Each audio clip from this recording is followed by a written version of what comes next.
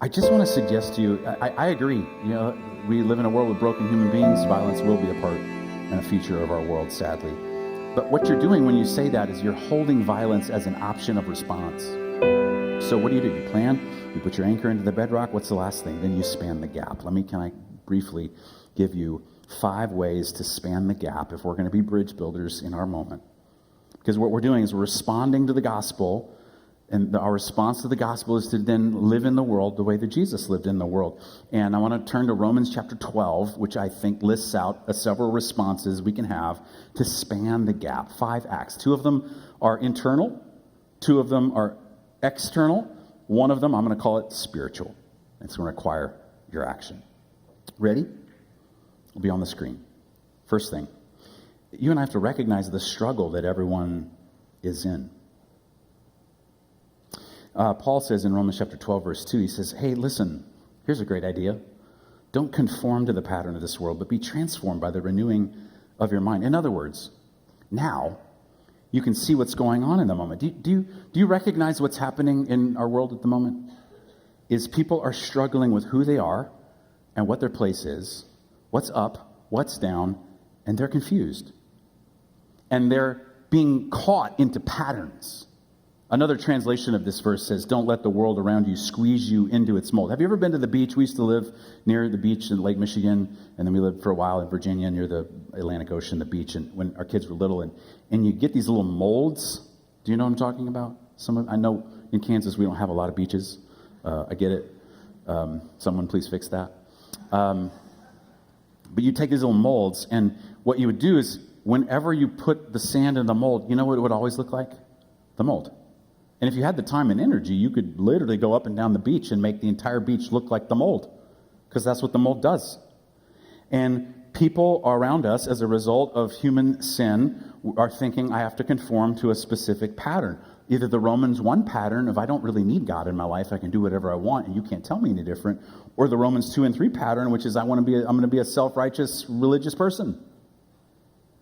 And what we can do is we realize the struggle everyone is in, is we see that this is what is happening, and we realize that you and I are in the middle of molds, and so we go, I'm going to resist those molds, because what the gospel does, it allows us to see what's happening, but no longer with a Romans 1 kind of a justification for our behavior, or Romans 2 and 3 self-righteousness and judgment, but instead with like a gospel compassion and humility. I recognize, they're stuck like I've been stuck. And so I don't have to engage in a conformist approach. I can have a transformational approach that I can then offer to people. And in this moment, I can become a transformational agent because of it. You have to realize the struggle everyone is in. Second, you evaluate, Paul says, yourself first. Evaluate yourself first. Here's what he says in verse 3. By the grace given me, I say to every one of you, do not think of yourself more highly than you ought. Could you read that out loud with me? Do not think of yourself more highly than you ought. Turn to your neighbor and say, that's about me. In other words, most of what we do is we evaluate when we're in a situation, especially like we are now, is we go, I'm going to evaluate and judge the other person first. Let's see what they're doing wrong, how they think. And Paul says, no. Evaluate and judge yourself first. And then because of the gospel, I no longer have to protect myself and see myself as perfect. I'm no longer at risk because I'm already secure in who Jesus is and who Jesus has made me to be. And so I can really see myself, flaws and tendencies, all of it. But most of us don't. We don't see ourselves. And so Paul says, no, stop. Look at yourself first. Don't privilege yourself. Look at yourself. Then here's the beautiful thing you get to do in this moment. Then I can use evaluation for me and encouragement for you. Evaluate yourself. Here's the 2 external things you and I are going to have to do. Number 1, you have to act with love. Paul has this list of ways to act with love. I'm going to put them on the screen for you. He says to hate what's evil. Evil's the things that take life from people. So it would be good for you to, not people. He doesn't say hate evil people. He says hate evil. Hate the things that take life from people. you and I need to become people who hate, when we see life being taken from people, I hate that. I hate that. Be devoted to one another. Honor one another above yourself. Never be lacking in zeal. Joyful in hope. Patient in affliction. Faithful in prayer. Share with people in need. Practice hospitality. Now, why are you doing all these things? Is this like some sort of self-improvement plan? No. That's never what love is for. Love is never for me first. It's the actions I take to better the people who are around me. When I'm acting with love, I'm actually thinking about you. Now, imagine with me for a second. If for the next 30 days, every Christian who is in our country, everyone who says, I'm a follower of Jesus. Yeah, I'm a Christian. No, I've been saved. I've been rescued. Been made right with God. What if every person who did that, for the next 30 days, before they acted, they went, is this an act with love or is this about me? Man, that'd be transformational, wouldn't it? Online. This is the second external thing. You have to choose to bless. Here's what Paul says. Bless those who persecute you. Bless, don't curse. Don't repay anyone evil for evil. Be careful to do what's right. If it's possible, as far as it depends on you, live at peace with everyone. Ponder that through the opposite. Think about if instead of blessing the people who persecuted us, we just got into the cycle and we said, you know what? I think I like cursing the people who persecute me. What will we spin into the world? All we will do is we will perpetuate the cycle of violence. I know some people in a discussion like this and all the things that have happened this week, and people have even said it on a post I made on Wednesday. I said, you know what? Violence is just a feature of our world. That's true. That's absolutely true. And it's always going to be here, and you shouldn't have this pie in the sky thing where we're just not going to be violent. I just want to suggest to you, I agree. We live in a world with broken human beings. Violence will be a part and a feature of our world, sadly. But what you're doing when you say that is you're holding violence as an option of response. You're living a Cain and Abel. Cain and Abel, first murder in the Bible.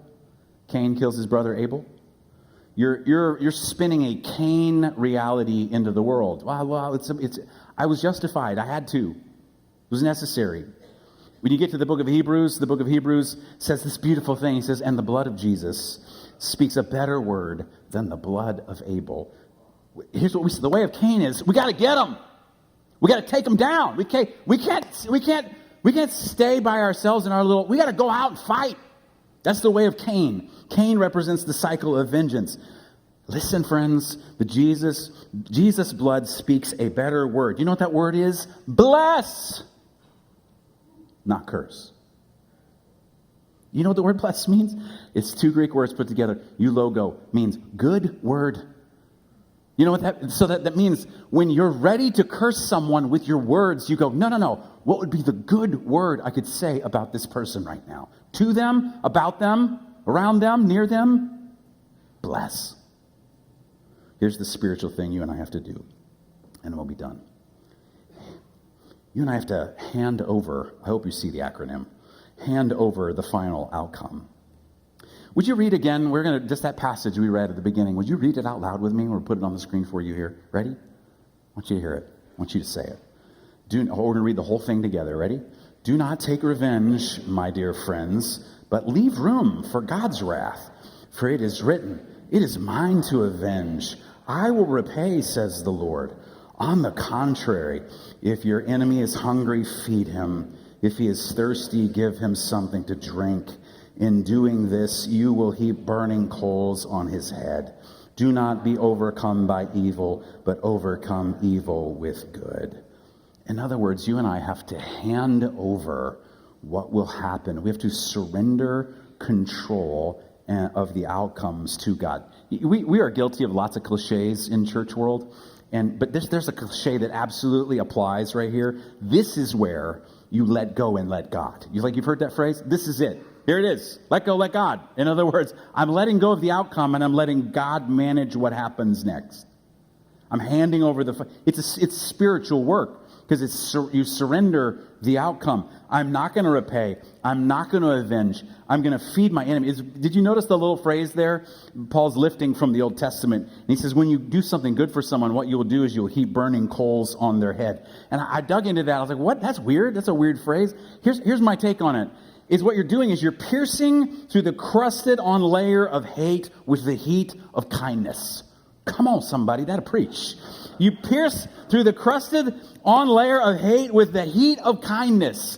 So someone does something rude to you or mean to you, or they say the wrong thing, and you're like, oh, I got you. I got some burning coals for you.